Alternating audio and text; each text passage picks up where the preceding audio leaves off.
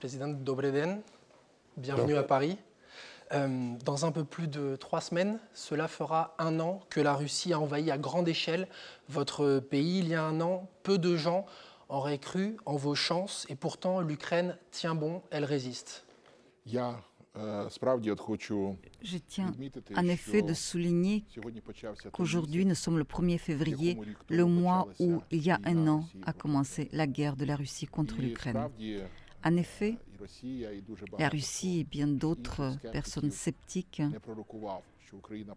ne pensaient pas que l'Ukraine tiendrait autant. Mais aujourd'hui, l'Ukraine fait preuve face au monde que lorsqu'on défend sa terre, lorsqu'on se bat pour ses proches et pour sa famille, on peut tenir tant qu'il faudra pour ta victoire. Ces dernières semaines, votre armée souffre et recule à certains endroits, comme dans la région de Bakhmout. Pouvez-vous nous parler de la situation sur le terrain? Aujourd'hui, les combats terribles se déroulent sur le territoire autour de Bakhmout et d'autres villes dans cette région. Les militaires russes ont détruit, de fait, ont effacé de la surface de la terre ces villes, mais l'armée ukrainienne tient. Il y a des combats de diverses intensités, divers succès, mais cela témoigne encore une fois que compte tenu du nombre de l'armée russe et malgré les différentes vagues de mobilisation, les Ukrainiens vont tenir jusqu'à la victoire. La seule chose que les Ukrainiens demandent, donnez-nous les armes modernes pour que nous puissions rapidement et efficacement chasser l'ennemi de notre territoire et restaurer l'intégrité territoriale de notre État. Alors justement, la semaine dernière, l'Allemagne a donné son accord pour l'envoi de chars Léopard 2 que le président Zelensky réclamait depuis des semaines. Les États-Unis et l'Angleterre ont également dit qu'ils participeront avec les Abrams et les Challenger, mais pas la France pour le moment. Et c'est Charles Leclerc. Est-ce que vous le regrettez ? Je commencerai par le fait que tous ces changements sont devenus possibles justement grâce à la position de la France, car c'est la France qui était la première à initier la question d'octroi à l'Ukraine de l'armement lourd. Et c'est une position extrêmement importante dont a fait preuve le président, le Parlement, le gouvernement et l'ensemble du peuple français. Cela a été très important pour avancer et je suis persuadé qu'après les pourparlers concernant les types concrets d'armement, nous attendons de la France aussi bien des chars que la défense antiaérienne et les appareils volants. Alors sur les avions, justement, Emmanuel Macron dit que la livraison, elle est conditionnée à plusieurs critères et notamment le fait que cela soit utile compte tenu des délais de formation et de livraison. Qu'est-ce que vous répondez à cela ? Hier, j'ai eu l'occasion d'échanger avec le président français. Nous avons discuté ces 3 conditions avancées par la France en matière d'octroi des armements. Nous acceptons parfaitement ces conditions et je voudrais dire que les militaires ukrainiens apprennent très vite tout type d'armement moderne de l'OTAN. Ils maîtrisent très rapidement la stratégie et la tactique de planification des actions armées. Et je pense qu'ils ont déjà fait preuve de leur capacité de maîtriser très rapidement tout équipement. Mais il est très important pour nous de prendre cette décision politique de l'octroi de ces armes et nous ferons tout ce qui est en notre pouvoir pour efficacement utiliser ces armes. C'est votre 2e visite à Paris depuis le début du conflit. Pourquoi est-ce important pour vous d'entretenir ces relations avec les présidents de Parlement à l'échelle européenne? Quel est votre message pour eux? Je considère que cette période est probablement la meilleure pour la diplomatie interparlementaire. Je suis très reconnaissant d'avoir cette possibilité de communiquer avec mes collègues chefs des parlements, en particulier avec Monsieur le Président Gérard Larcher, Madame la Présidente Yaël Braun-Pivet, avec les autres collègues avec lesquels je peux discuter ouvertement au nom de nos peuples.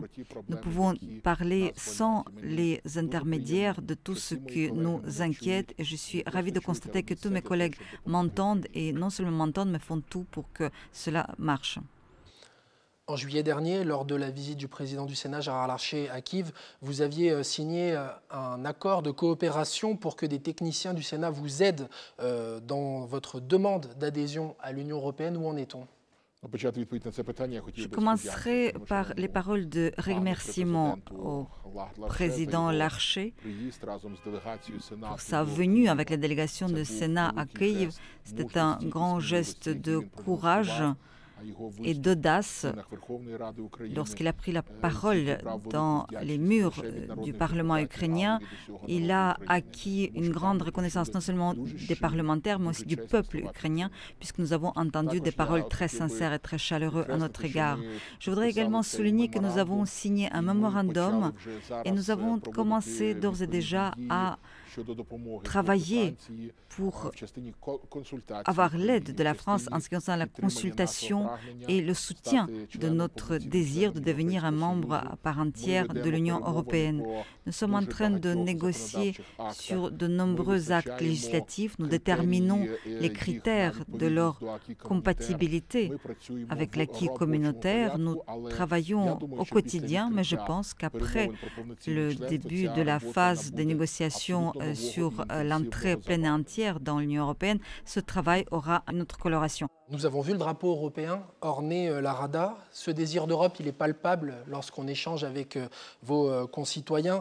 Quels sont les défis que doit relever l'Ukraine pour rejoindre la communauté et qu'est-ce que pourrait apporter l'Union européenne aux Ukrainiens ?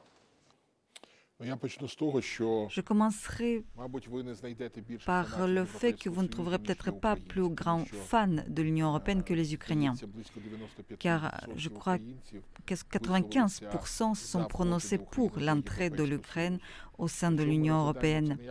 Et nous ne considérons cela comme une entrée, mais comme un retour de l'Ukraine à la maison européenne, car l'Ukraine a toujours été partie de la grande famille européenne.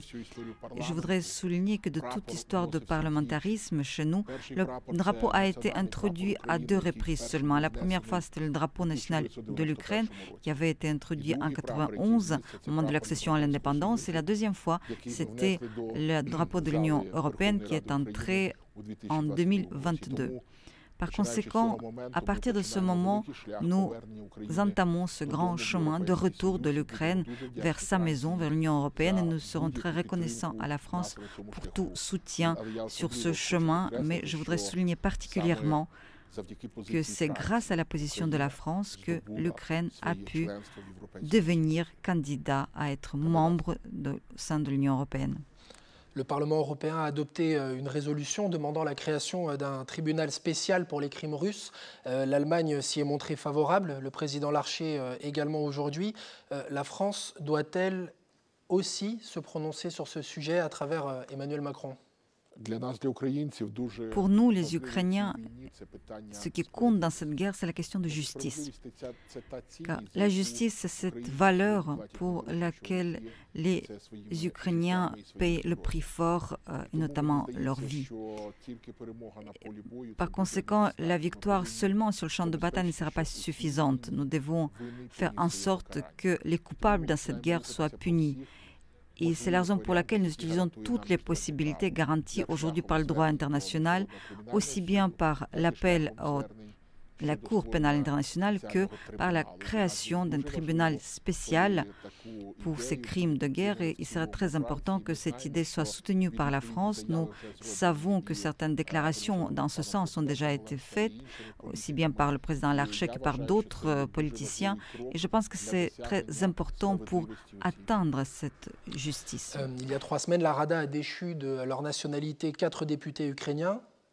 Et aussi des hauts fonctionnaires dans différentes administrations. Quel est le niveau de cette menace intérieure et est-ce qu'elle retarde une potentielle victoire ? Incontestablement, dans chaque guerre, il y a toujours des ennemis intérieurs qui jouent pour le compte de l'agresseur. D'autant plus lorsque cet agresseur est un pays qui est ton voisin immédiat avec lequel il y a toujours eu des relations. Sur le sol ukrainien, il y a toujours eu beaucoup de partis politiques qui soutenaient la politique russe et beaucoup de ces gens se sont révélés comme collaborateurs intérieurs. Aujourd'hui, nous ne pouvons pas l'accepter, nous ne pouvons pas accepter que certaines de ces personnes puissent garder le mandat de député. Et après que le président ukrainien ait privé ces gens de leur nationalité ukrainienne, le Parlement a pris la décision qui s'imposait en les excluant de la liste des députés de l'Ukraine. C'est le début de ce chemin et notre objectif est de nettoyer notre Parlement des députés pro-russes, des députés qui soutiennent la guerre. Le Parlement ukrainien doit servir l'Ukraine. Dernière question, le 22 décembre dernier, le président Volodymyr Zelensky a pour la première fois depuis le début de l'invasion russe quitté l'Ukraine pour se rendre aux États-Unis. Pourrait-on imaginer qu'il accorde cette deuxième sortie, s'il devait y en avoir une, à la France ? Vous comprenez le rôle et le poids du chef suprême des armées en temps de guerre. Il est compréhensible que toute question liée à son départ du pays doit avoir un caractère extraordinaire. Le voyage aux États-Unis, en ce sens, était significatif puisque c'est à cette époque qu'ont été prises des décisions très importantes pour l'Ukraine.